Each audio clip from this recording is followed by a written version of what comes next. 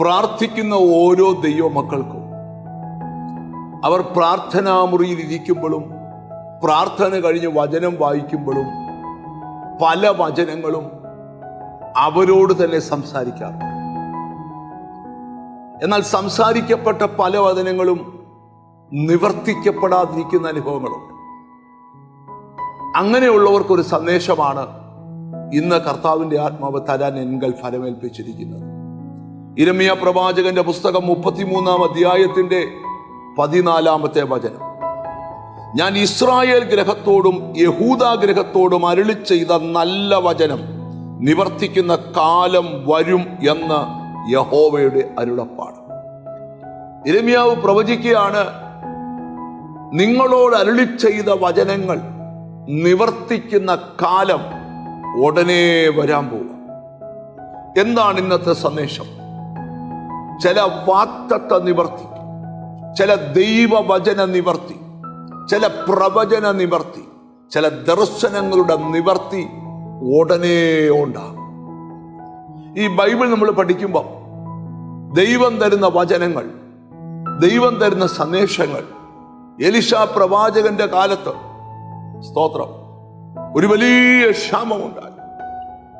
പ്രവാചകൻ പ്രവചിക്കുക, നാളെ ഈ നേരത്ത് ശമരിയുടെ പടിവാതിക്കൽ ക്ഷാമം മാറുന്ന ഒരളവ് നടക്കാൻ പോകും. പലരും പറഞ്ഞു, യഹോവ ആകാശത്തിൽ കിളിവാതിൽ തുറന്നാലും അത് സംഭവിക്കത്തില്ല.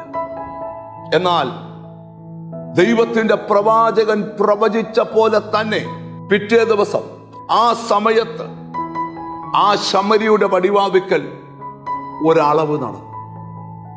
അതിന്റെ പിമ്പിലെ ചരിത്രം വിവരിക്കുവാൻ സമയം അനുവദീനമല്ല. ബൈബിളിലെ ഭാഗം നിങ്ങൾ വായിച്ചു നോക്കണം. യഹോവയുടെ വചനം പോലെ തന്നെ അത് നിവർത്തിക്കപ്പെട്ടു. ഇവിടെയെല്ലാം നമുക്ക് തരുന്ന ഒരു സന്ദേശം, നമ്മൾ ഉറങ്ങുമ്പോഴും എഴുന്നേൽക്കുമ്പോഴും നടക്കുമ്പോഴും എല്ലാം നമ്മുടെ നാവിൽ ആ വചനം വരിക, നമ്മുടെ ചിന്തയിൽ ആ വചനം വരിക. എപ്പോഴും ആ വചനം നമ്മുടെ മുമ്പിൽ നിൽക്കുക. ആ വചനങ്ങൾ ഈ ദിവസങ്ങളിൽ നിന്റെ ലൈഫിൽ നിവർത്തിക്കപ്പെടുവാൻ പോകുകയാണ്. ചിലരുടെ മേൽ വചനത്തിന്റെ നിവർത്തീകരണം ഉടനെ ഉണ്ടെന്നാണ് ദൈവത്തിന്റെ സന്ദേശം. നമുക്ക് അങ്ങനെയൊന്ന് വിശ്വസിക്കാം. യോസഫിന്റെ ദർശനം നിവർത്തിക്കപ്പെട്ടതുപോലെ ഈ ദിവസങ്ങളിൽ നിങ്ങളുടെ ദർശനങ്ങൾ നിവർത്തിക്കപ്പെടട്ടെ, സ്വപ്നങ്ങൾ നിവർത്തിക്കപ്പെടട്ടെ, സന്ദേശങ്ങൾ നിവർത്തിക്കപ്പെടട്ടെ, പ്രവചനങ്ങൾ നിവർത്തിക്കപ്പെടട്ടെ എന്ന് ഞാൻ ആശംസിക്കുന്നു, പ്രാർത്ഥിക്കുന്നു. കണ്ണുകളെ അടയ്ക്കാം. കാരുണ്യവാനായ ദൈവമേ, സ്വർഗസ്ഥനായ പിതാവേ, വചനം നിവർത്തിക്കുന്ന കാലം വരുന്നു എന്ന് പ്രവാചകൻ പ്രവചിച്ച പോലെ ഇന്ന് എന്നോട് ചേർന്ന് പ്രാർത്ഥിക്കുന്ന മക്കളുടെ മേൽ ആ വചനം നിവർത്തിക്കപ്പെടട്ടെ, ആ ദൂതുകൾ നിവർത്തിക്കപ്പെടട്ടെ, ആ സന്ദേശങ്ങൾ നിവർത്തിക്കപ്പെടട്ടെ. നിന്റെ നാമം ചൊല്ലി പിതാവിന്റെയും പുത്രന്റെയും പരിശുദ്ധാത്മാവിന്റെ നാമത്തിൽ അവരെ അനുഗ്രഹിച്ച് പ്രാർത്ഥിക്കുന്നു. യേശു ക്രിസ്തുവിന്റെ നാമത്തിൽ തന്നെ ആമേൻ. ഉടനെ വചന നിവർത്തി നിന്റെ ജീവിതത്തിലുണ്ട്. God bless you.